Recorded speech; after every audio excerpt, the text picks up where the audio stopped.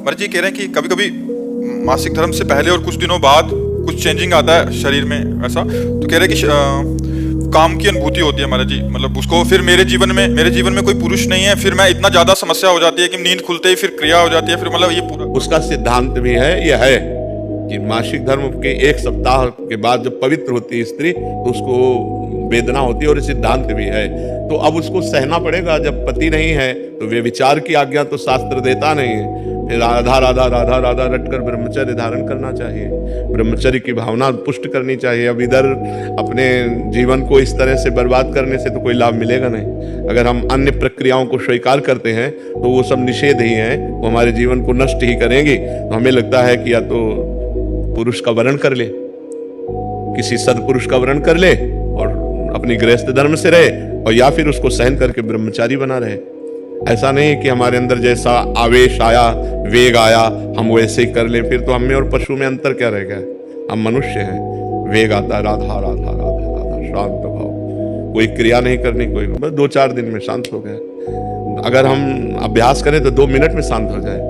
ठीक तब होता है जब ज्ञान हो जाता है। तो खूब भजन करो, ब्रह्मचर्य से रहो, भगवान से रो, कोई इधर उधर की क्रियाएं मत करो।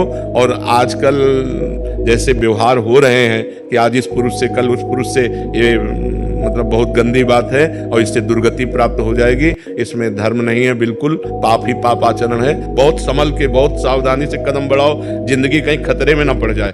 अगर ब्याह नहीं करना तो ब्रह्मचर्य से रहो, ब्याह करना है तो किसी अच्छे पुरुष का भगवान से प्रार्थना करके, देख समझ करके उसको तब, शरीर को तब देना चाहिए जब आजीवन के लिए व्यवहार हो जाए।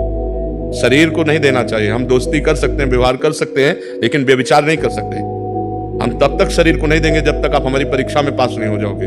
खूब देख समझ करके, सुनकर, और जब शरीर दे देंगे तो आजीवन के लिए दे देंगे। ये डिवोर्स फिवोर्स ये हमारे सनातन धर्म में नहीं है। हमारे धर्म में है, एक बार समर्पित का हाथ मिलाया तो आजीवन निर्वाह किया। पीछे डिवोर्स आदि के शब्द ही नहीं थे। तो हमें लगता है गंदे आचरण करके जीवन को व्यर्थ में क्यों बर्बाद किया जाए, बहुत संयम से रहा जाए। यही तो आवेश है, काम का आवेश, क्रोध का आवेश, लोभ का आवेश, अहंकार का आवेश, यही तो सब पाप कर्म कराने वाले हैं। इन्हीं को तो सहना है। राधा राधा ना सहन हो तो रोज श्री जी का नाम लेकर के, अपने पास जिसे बच्चा है, अब उसका कोई बल तो है नहीं, रो देगा माँ के लिए, तो माँ को दौड़ के आना पड़ेगा। तो हमारा बल क्या है? श्री जी है। तो हम जब हम विकल हो, कोई हमें आश्रय, तो हम गंदी क्रियाएं नहीं करेंगे, रो देंगे कि प्रभु आप देख लो।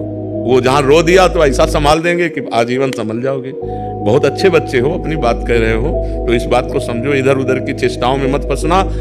पुरुष का वर्ण करो तो देख समझ के वर्ण करो, एक बार वर्ण करो तो आजीवन उसका वर्ण करो। ये जो आजकल चल रहा है ना, बहुत गंदा चल रहा है, बहुत गंदा चल रहा है। लिव इन रिलेशन, ये सब बहुत गंदा चल रहा है। ये हमारा धर्म नहीं कहता है। बहुत सावधानी से चलो बच्चा, जीवन बहुत कीमती है, इसमें भगवान की प्राप्ति हो जाए, ये बहुत उत्तम बात है। आपने अपनी मन की व्यथा कही हिम्मत करके सबके बीच में, इसलिए हम आपको प्रणाम करते हैं। बस आप अपने संयम से रहना, कोई चेष्टा इधर उधर मत करना, वो धीरे धीरे शांत हो जाए। जैसे आज हमको 100% जलाया, हम सह गए, तो कल 90% जलाएगा, फिर 80%, फिर धीरे धीरे धीरे धीरे फिर खत्म हो जाता है। बच्चापन से बाबा जी 13 वर्ष की अवस्था से, और जिंदगी में किसी माँ बहन को पीछे जब गंगा किनारे जवानी पूरी रही, अब तो इसलिए देख रहे हैं कि प्रश्न उत्तर बातचीत सब ऐसा नहीं, पर जिंदगी में हमने ऐसे नहीं देखा।